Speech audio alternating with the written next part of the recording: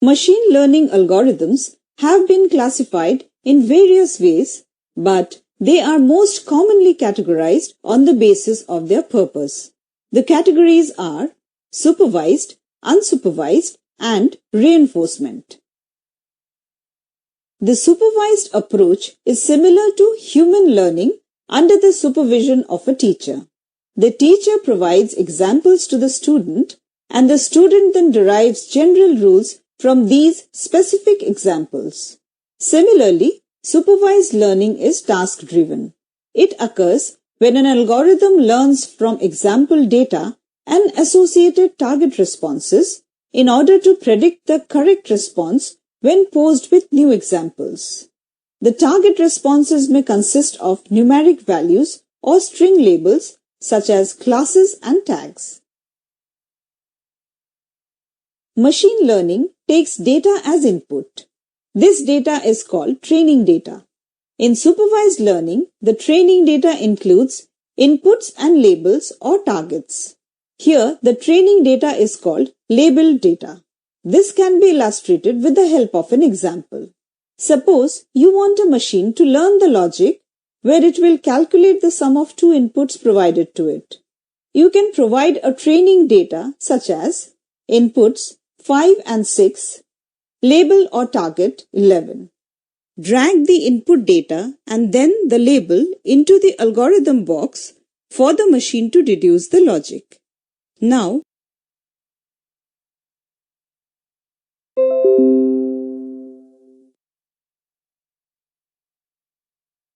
therefore, supervised learning algorithms try to model relationships and dependencies between the target prediction output and the input features so that the machine can predict the output values for new data. Supervised learning is further divided into two broad categories based on the type of response required. These are classification problems and regression problems. In classification problems, the output is predicted as categorical response based on a set of inputs. The machine predicts one of the values in a set of values. In other words, the output variable is a category such as yes or no, or authorized or fraudulent. Some examples are, is the mailer spam? Based on inputs like sender mail ID, IP address, subject of mail, timing, etc. Will it rain today? Based on inputs like humidity, temperature, wind speed, etc. These are yes or no type questions called binary classification. Other examples are, is the mail a spam or an important one or a promotion? Is this a picture of cat or dog or tiger? These are examples of multi-class classification as the response is chosen from more than two classes.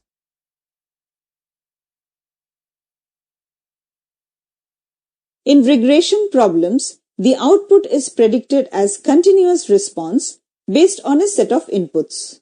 The output variable is a real or continuous value such as salary or weight. Some examples are, what is the price of a house in a specific city? Based on inputs like location, number of rooms, area, age, etc. What is the value of the stock? Based on inputs like GDP, profit of the company, industry average, last trading price, etc. Besides these, two more techniques are considered under supervised learning, though they are separate approaches in themselves. These are time series forecasting, ensemble techniques. Unsupervised learning occurs when an algorithm learns from examples provided without any associated response. The algorithm determines the data patterns on its own. This type of algorithm tends to restructure the data into something else, such as new features that may represent a class or a new series of uncorrelated values. They are quite useful in providing humans with insights into the meaning of data and also new useful inputs to supervised machine learning algorithms. Therefore, in this type of learning, the training data does not include targets. Here, you do not tell the system where to go. The system has to understand itself from the data provided. Unsupervised learning is mainly used in pattern detection and descriptive modeling. There are no input categories or labels here based on which the algorithm can model relationships. These algorithms try to use techniques on the input data to mine for rules, detect patterns, and summarize and group the data points. These help in deriving meaningful insights and describe the data better to the users.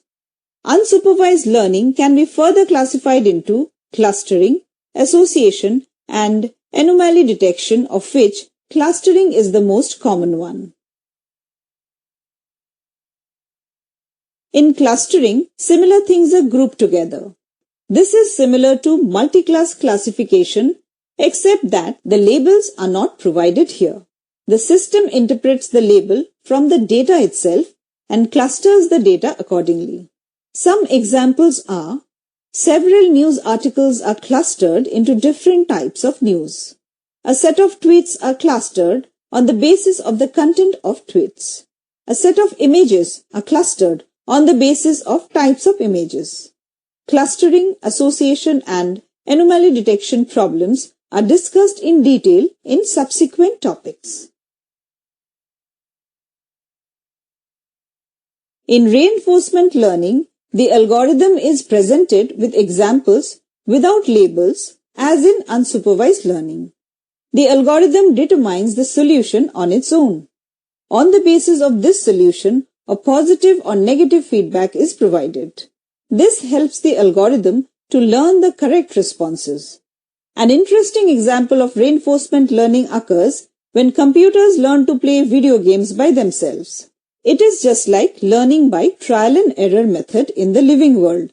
Errors help to learn because they have a penalty associated with them in terms of cost, loss of time, regret, pain, etc. Reinforcement learning is used in applications where the algorithm is required to take decisions which bear consequences. Reinforcement learning has not been discussed in this course as it demands a separate course of its own due to its advanced and complex nature. With this, you have come to the end of this module. Click the